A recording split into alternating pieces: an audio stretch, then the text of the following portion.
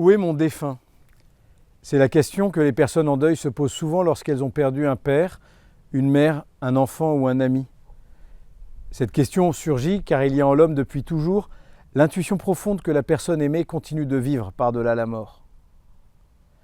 Si le corps se désagrège, l'âme qui est principe fondamental de vie et centre de la personnalité continue de vivre. Et cette croyance en la survie d'une composante spirituelle de la personne humaine n'est pas spécifique aux chrétiens. On la trouve dans de nombreuses autres croyances et spiritualités.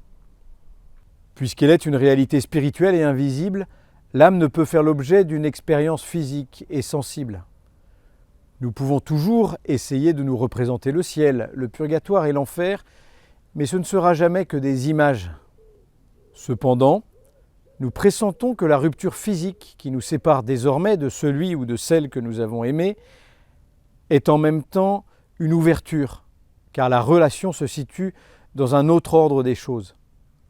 Certaines personnes ne disent-elles pas d'ailleurs que leur défunt est devenu une étoile ? Pour les chrétiens, le ciel, l'enfer, le purgatoire ne sont pas d'abord des lieux physiques de l'univers ou des états de l'être, mais une relation avec le Christ. Celui qui meurt en état d'amitié avec Dieu jouit du bonheur d'être avec le Christ pour toujours. Celui qui meurt pardonné par Dieu, mais qui n'a pas encore été entièrement purifié des séquelles du péché, se laisse guérir par le regard miséricordieux du Christ au purgatoire. Celui qui refuse jusqu'au bout l'amour de Dieu fige définitivement son choix dans l'enfermement sur soi, et ce refus de la relation avec le Christ s'appelle l'enfer. Finalement, nous ne savons pas où sont nos défunts, et nous ne devons pas nous angoisser ou nous inquiéter de leur sort. Nous sommes invités à les remettre avec confiance à celui qui nous aime.